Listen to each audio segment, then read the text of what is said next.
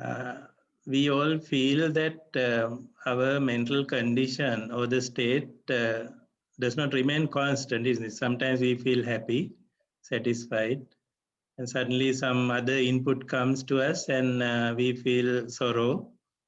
And likewise, mind is like a state machine. The state of the mind is changing. Actually, it's changing very fast as well. State machines are like simple machines like your calculator, for example. When you type different inputs, it does not give an answer immediately. It remembers what you typed. And when you type the answer key or equal key, only it will give the output. Till then, inside it is changing state from one state to another, getting ready to give the final answer. Likewise, our mind is changing states. It is a state machine. State machines you will learn under electrical engineering as well, or mechanical engineering as well later. But the idea of a state machine is that it has a memory. It can memorize previous states and change from one state to another when an external stimulus is applied.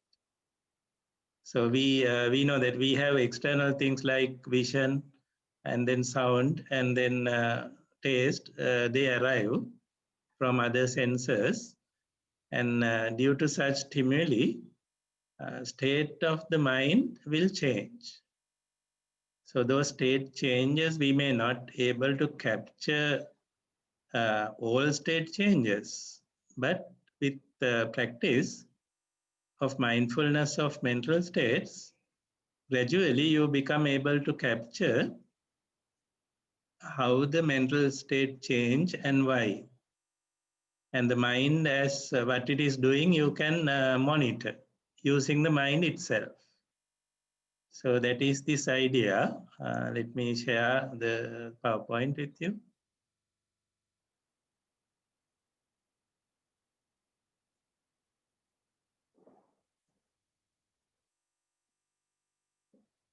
Okay.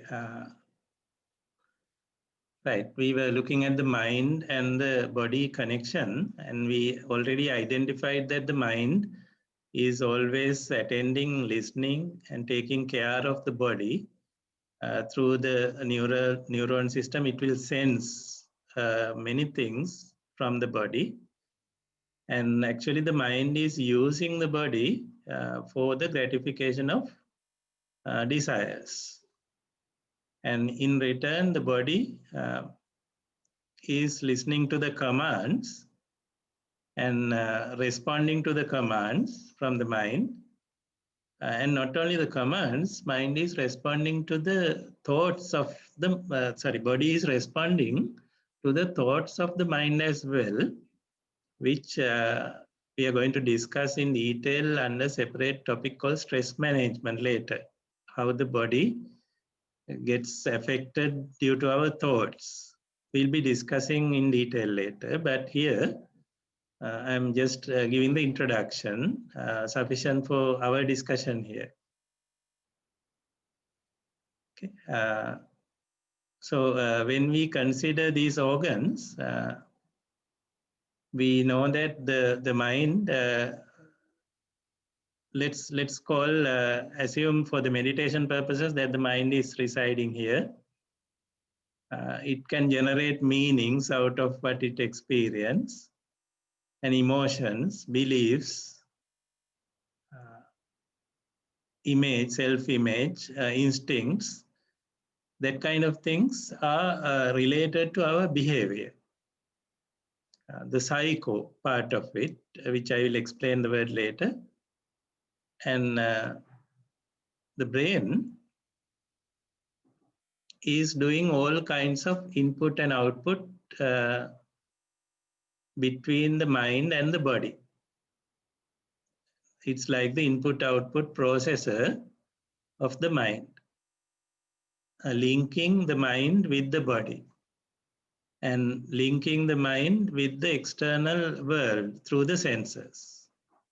So that is being done by the brain. Okay, this is the link, for example. If I give you a simple example, right now we have this the social health issues. Now we know that due to this COVID and that pandemic, social health is affected now.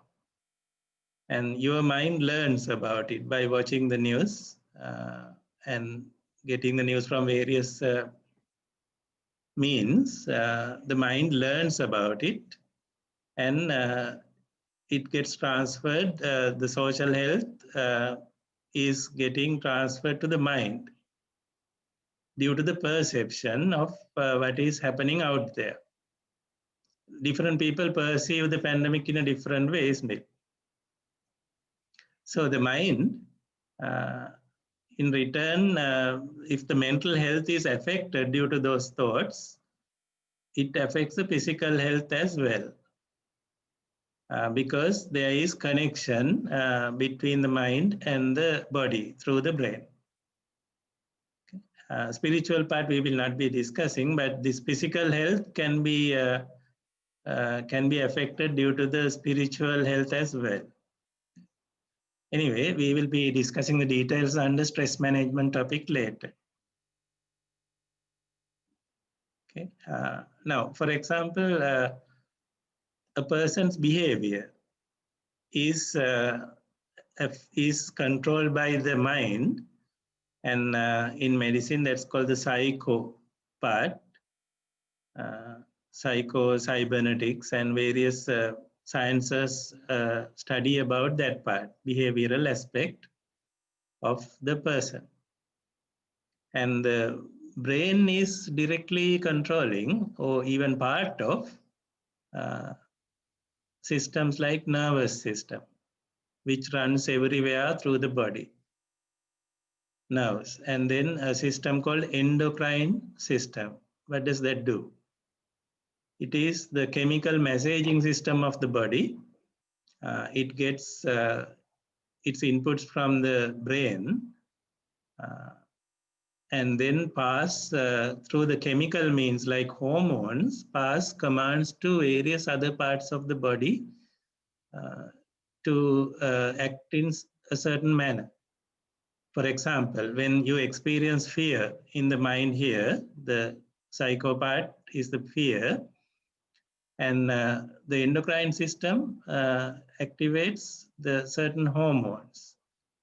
The names of such hormones we will be discussing under stress management. And those hormones will control your muscles very quickly to take action against fear. So in simple terms, endocrine system is passing the chemical messages between the different glands in order to get the body actions controlled. Then we have the immune system that we talk about this system a lot during these pandemic days, isn't it? How to keep the immune system healthy.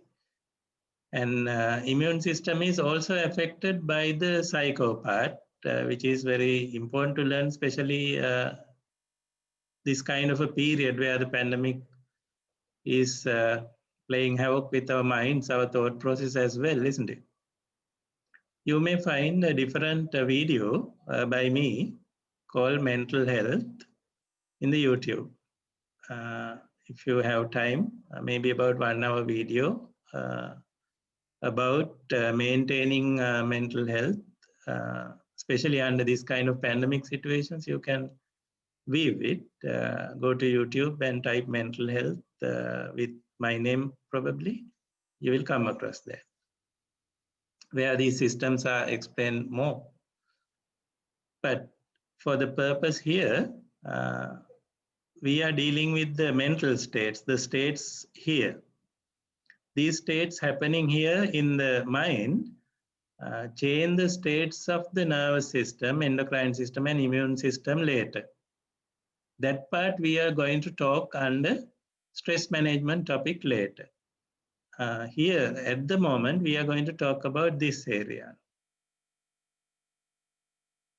Mindfulness on the mind itself to identify mental states. Our task here is to develop the awareness of the mental states as they occur and as they are right at the present moment, which is quite challenging because we use the mind to study the states of other machines like electrical machines, mechanical systems. But we rarely use the mind to study its own mental states.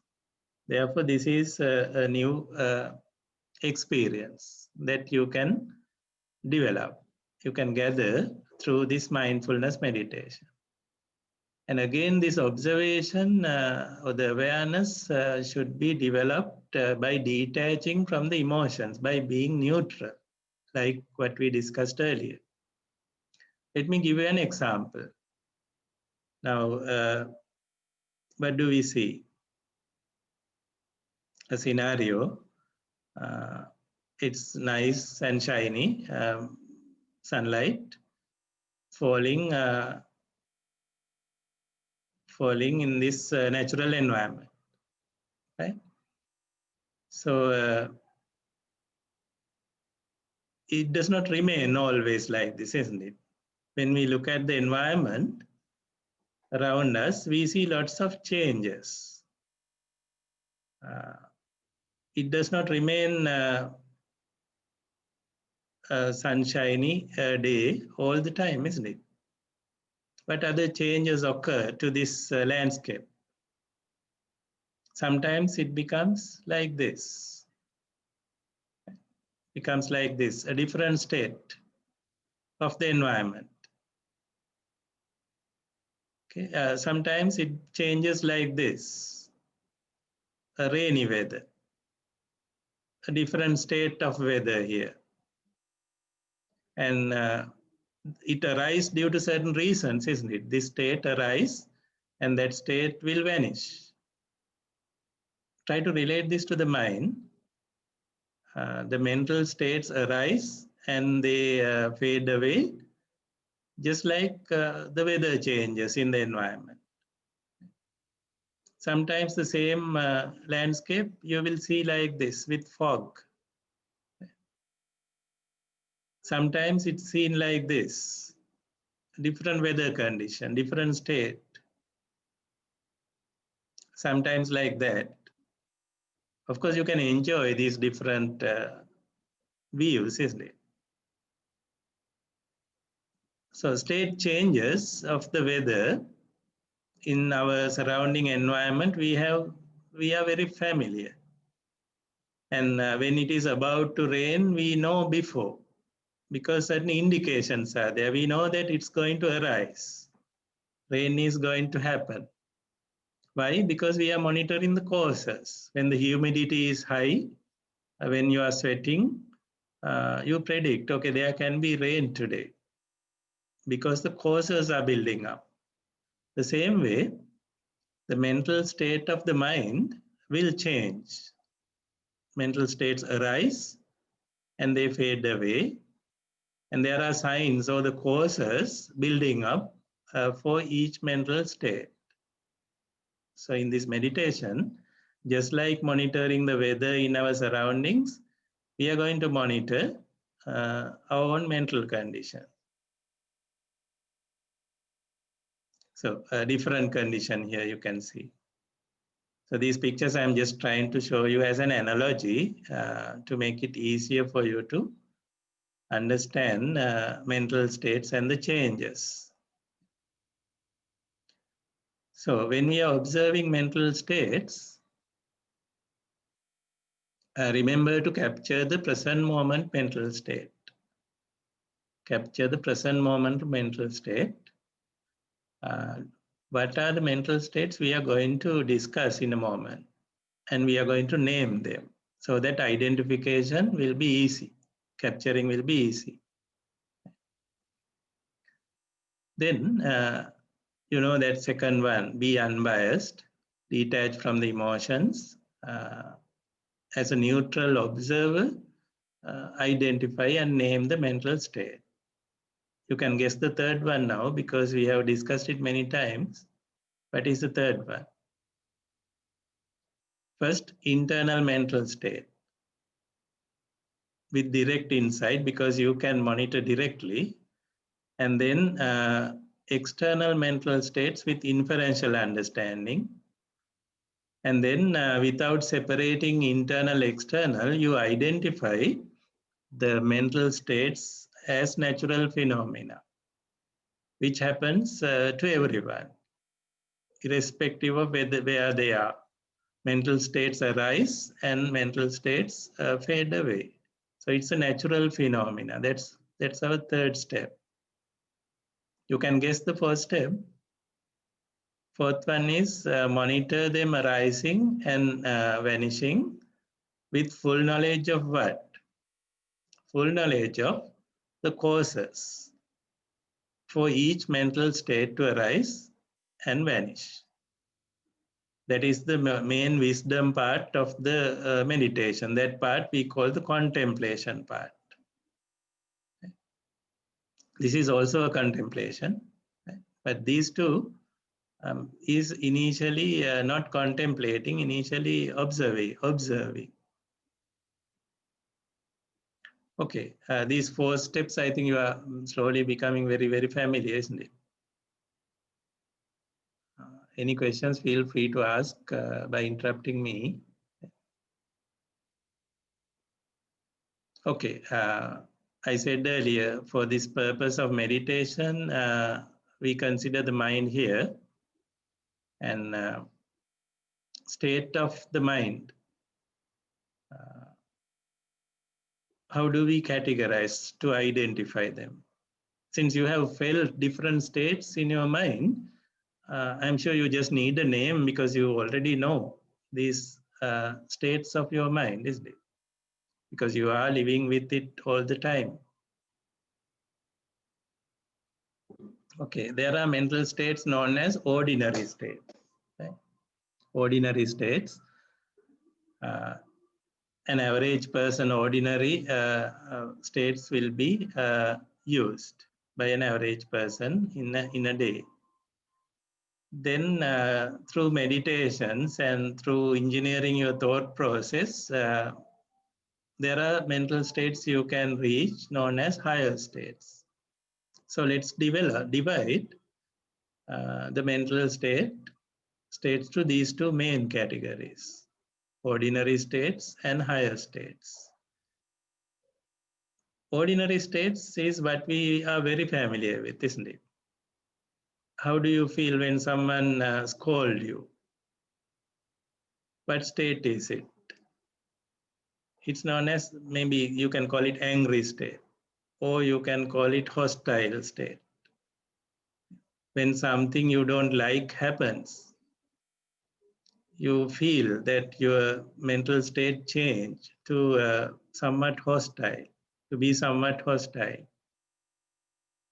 And when there is a sensual desire to go for beautiful colors, pleasing sounds, when there is a mental desire to experience those, the mental state changes to a different state. It's not hostile at that moment.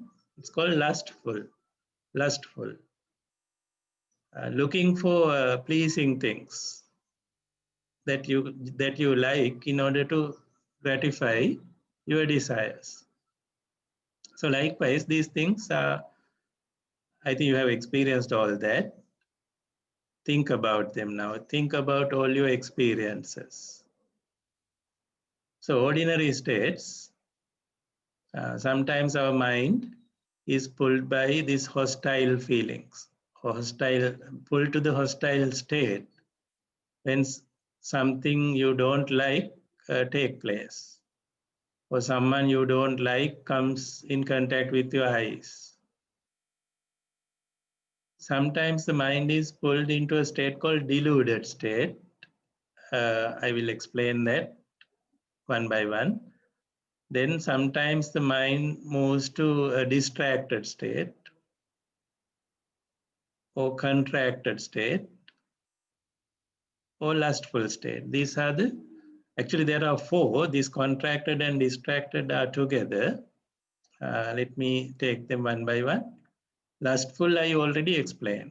Lustful is that the mind is seeking gratification of a desire for color, pleasing sound, or something like that from the senses. So when the mind is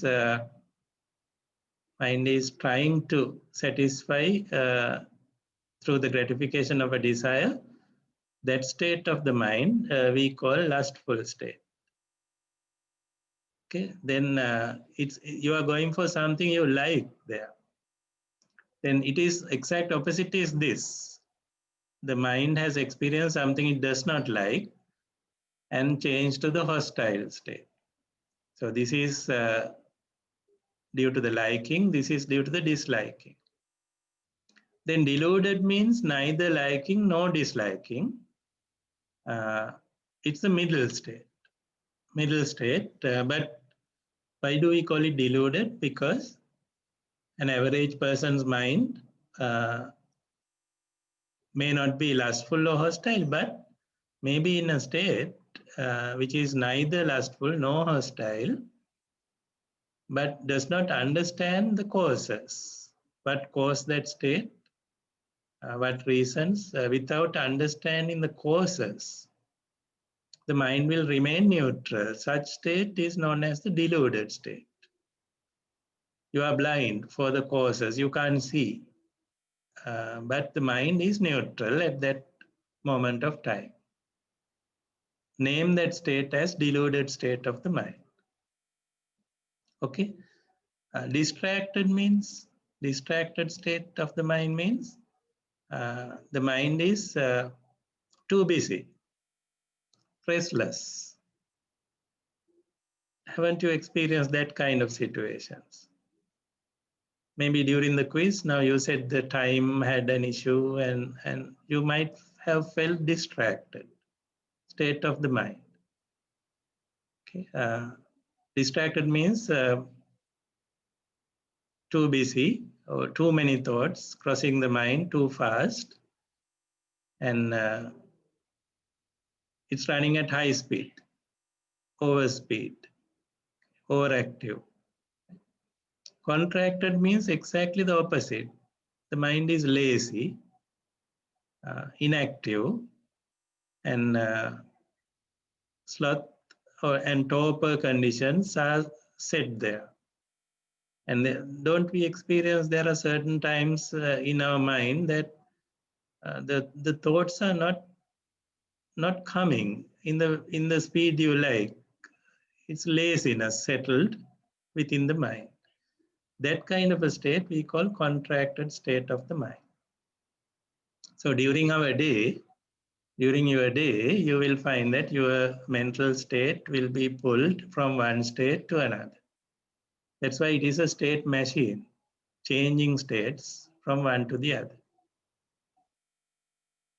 Then we combine a contemplation to the identified state by closely examining arising and passing away of this kind of mental states.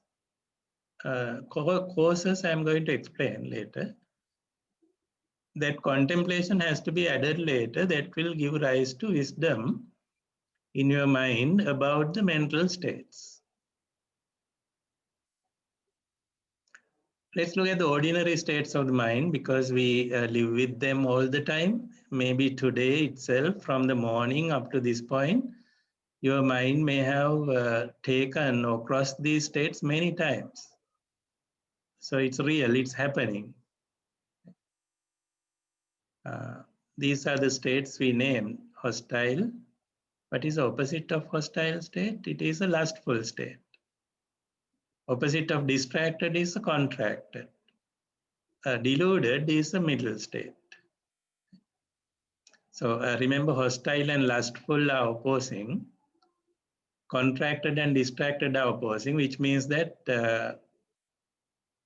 their characteristics are 180 degrees different. Then deluded is the neutral middle state. And we know in a state machine, a state will change when there is excitation from outside. For example, suppose you have a neutral mind and you want to, suddenly you get the idea that you want to listen to pleasing music. Suddenly the state will change to the lustful state here. That kind of arrow, we call it state transition or state change. It happens due to some external excitation. It can be internal also. Some excitation take place in the mind. Mind gets excited and get transferred into this other state. And sometimes you find from deluded state, the mind gets transferred to hostile state. If something which you don't like take place. Sometimes it transferred to distracted state. Okay, overrunning, right? Overloaded with thoughts. Sometimes sleepy, unable to think even. So likewise from the neutral state, it will transfer to hostile and back. Sometimes you find hostile to lustful. There can be direct transfer. Lustful to distracted, direct transfer may be possible. And there can be transfers like this. So arrows can be drawn from anywhere to anywhere because these transfers could happen either way due to certain excitations coming. This is the nature of a state machine. State transition will take place when excitations appear. State transitions you can weave like this. Let's say these are the states and horizontal axis is time, for example. So at a particular moment, you may notice that your mind is remaining in the deluded state here. And suddenly due to some excitation, internal or external, your mind might change to hostile state. It may remain in the hostile state for a certain amount of time and might get distracted. State transition like this. And it may remain distracted for some time, and then it might transit, it might be changing to a different state like lustful, trying to gratify a desire through the senses. So likewise, this is a kind of a timing diagram where this axis is time. You can see the mental states change. And each of these could be like small time slots. You may not be able to capture each time slot here, but you might be able to capture a certain period of time, multiple time slots where your mind remains distracted, and observe that neutrally at that moment. Okay, right now my mind is distracted, or right now my mind is hostile. Likewise, you can monitor. Hope you got the idea. During a day, you will find these ordinary state transitions happen so many times, millions, billions of times. That's how the mind is working. It's a very fast state machine. But we can't, we don't want to catch each and every time slot as such because they are so small. We might be happy if we can catch a period where the mind remains lustful, mind remains distracted, contracted likewise. Okay. let's move forward. Any questions? I seem to have no questions in the chat.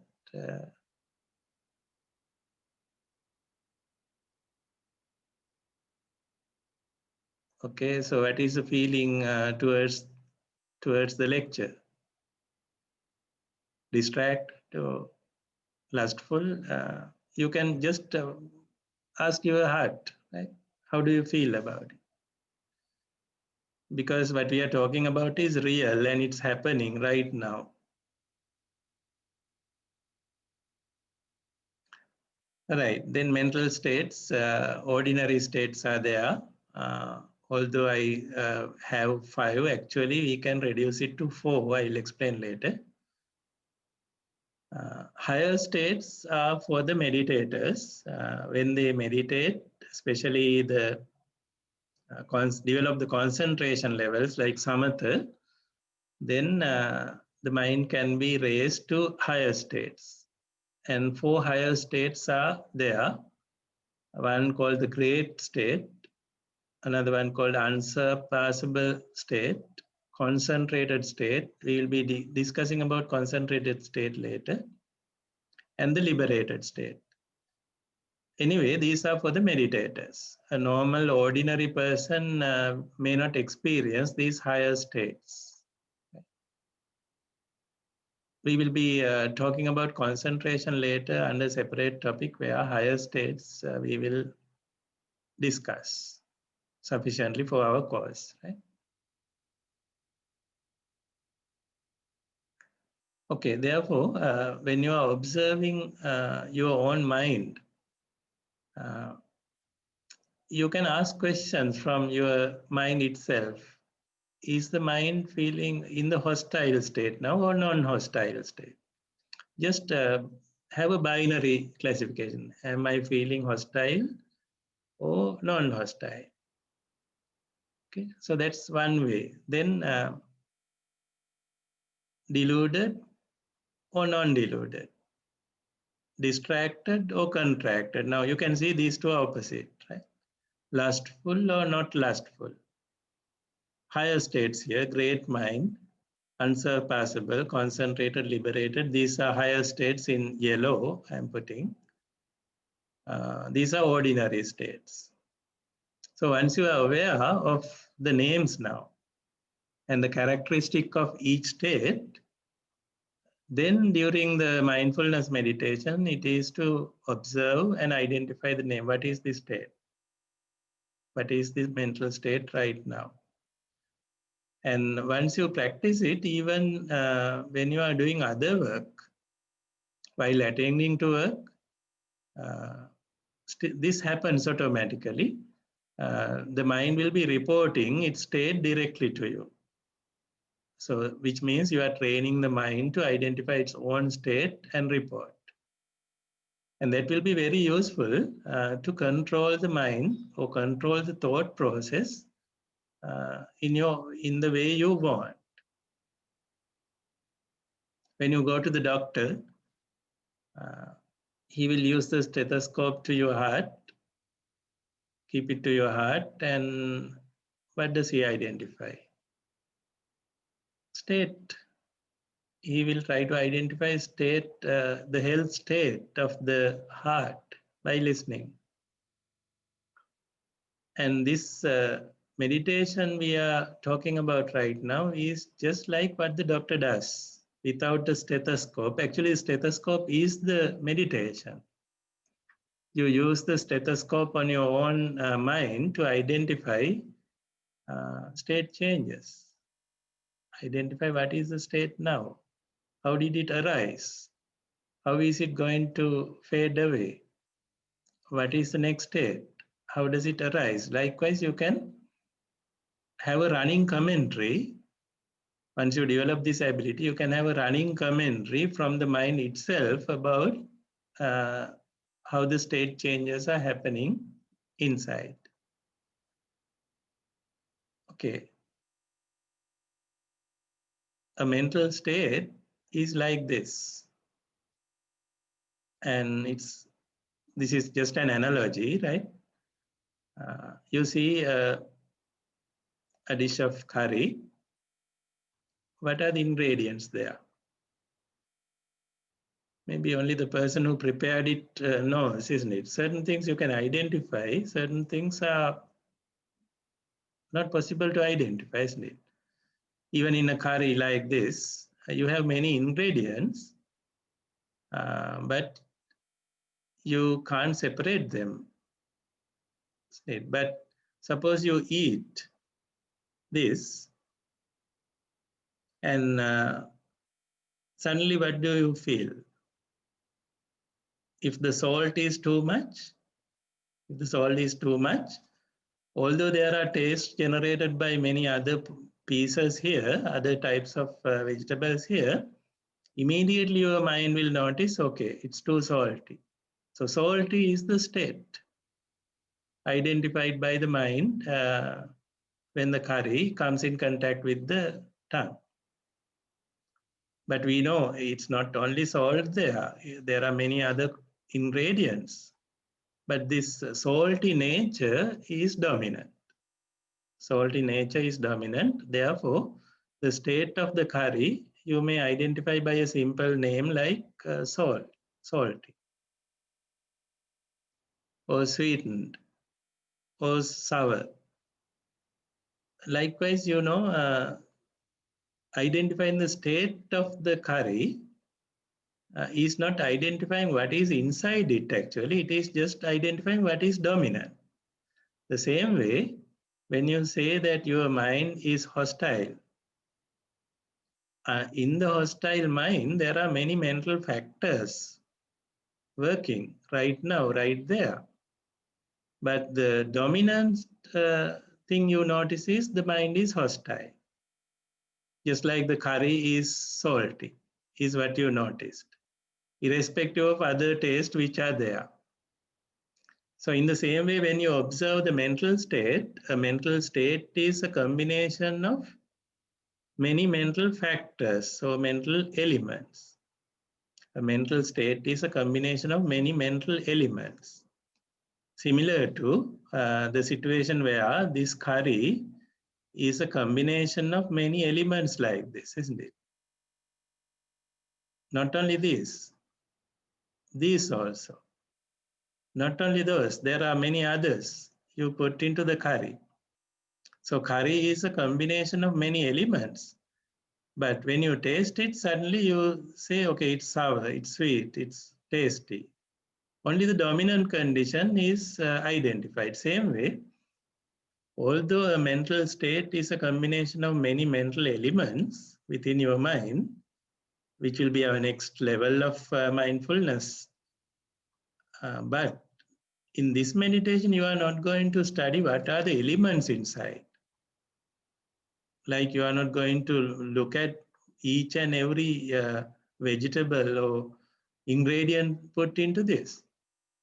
Instead, you will just notice, okay, mind is hostile. Hostility is the dominant virtue right now. And some other time, okay, my mind is lustful now. Lustfulness is dominant. Some other time you will notice, sometimes during a lecture you may notice, okay, my mind is now what? Distracted, okay? Or sometimes you might see during a lecture, my mind is right now contracted. I'm feeling sleepy. I'm not getting the idea correctly. So these things you have experienced, you know that mental state is consisting of multiple mental elements, yet can be named by the dominant part, dominant element. That's how these names, hostile, lustful, deluded, that kind of names have been identified. Hope you got the idea clear. Later on, our next level of mindfulness, fourth level, is to identify the mental factors or mental elements, which means when the mental state is known, we are going to identify individual components or ingredients put into that we will be discussing later. So hope it is clear uh, what are the mental states now. Okay, without doing a meditation, even right now, right now, if you focus your attention to your own mind, mindfulness on the mental state, what is the state of your mind? Categorize out of the 5. Let me go back to that. These all 8 are not required. Forget about these higher states. Think of these states. There are 4 here. What is the state of your mind? It's personal. Only you can identify. Do you feel hostile or lustful? These two are opposite. Hostile and lustful are opposite, which means that both cannot occur at the same time.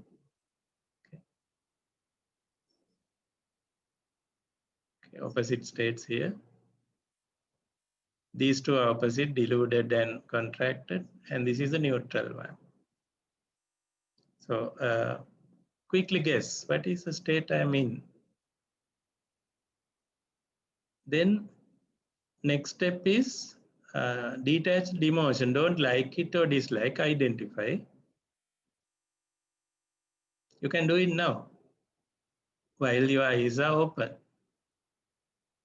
irrespective of the body posture. And then you can identify, is it happening only to me? Is it happening only to me? What about the other minds? My friend's mind. Now, there are about, how many we have here? We have about 36 students right now listening. Are all of them having the same mental state or not? No, different mental states. So you become aware, mental states are there internally in your own mind, externally in the other's minds. And then you become aware, whether it's internal or external, irrespective of which mind it is, having a mental state at a given time is a natural phenomenon. It is the nature to have it that way. Then you realize, okay, they arise and they fade away. None of them can remain. For example, hostile mind cannot remain for a long time. It will change to maybe distracted mind or maybe deluded mind in a moment. So those state transitions, you can identify. They can transit between them. In a normal day of an average person, mental states will be transiting between these 4 main categories. Only when you develop the mind through meditations, you can move your mind to these states from time to time through meditation and experience. So these are the more common ones. So right now you know what is your mental state, which of these 4 is there. And you may have observed, okay, how did it arise? What are the causes for that mental state to occur in me? Or you can even reflect, what was the mental state when I did the quiz? Just before I finished the quiz, go to that moment of time just before you close the quiz. What was your mental state? You can remember now, isn't it? From the questions you asked, I know what is the state many of you felt, but I'm sure that state is not there now, right now. So maybe the message is clear now. Identifying mental state at a given moment should be your ability. Once you do this, practice this meditation, then identifying its arousal and its vanishing is your ability again. Okay, this is arising now. For example, hostile, suppose you are slowly becoming angry, you feel it. Okay, mind is becoming hostile now. I'm getting angry. Due to what? So likewise, you can identify state changes happening. You can feel, just like before the rain, you feel that the rain is going to come, same way, before the mind becomes hostile, you will get a warning. you will get indication so that you can do something about it. Before the mind becomes too lustful and go after gratification of desires somehow gratifying, then you get a warning. Okay, this is going to be too much. I should restrain now. Something like that. You can you that ability you get once you practice this meditation. Okay, so that's all about the third level of mindfulness. In summary, let me summarize what we did. We were discussing that every mind will have a particular mental state at a given time. Every mind. And those mental states, two main categories, higher states and ordinary states. Ordinary states, there are four main ones, although I used five. These two being opposite of each other, we consider it as one. So out of those four main ordinary states, you know which state you are in, and then you can monitor transitions. Okay, this is changing now, and new one is arising. So ability to monitor state and monitor the transition we talked about. It's like our ability to monitor the weather and weather transitions in the surroundings. Just like out external weather, you monitor your internal weather of the mind when this ability is developed. So that is the summary. Next time we will do this meditation, and also we will move to the fourth level of mental factors, where we will talk about our eyes, eye, ear, nose, throat, and all that from meditator's point of view. Okay, that's where we will stop today. Next time also there will be a small quiz, but I will attend to all these problems you reported. Make sure they are not there anymore next time. And also now it is time to maintain a journal of your experiences when you did the meditation at home. So I'll open up a journal for you to write down what you experienced. Right. That's where we stop today. Have a nice day. Stay safe. Have a nice day. Thank you very much.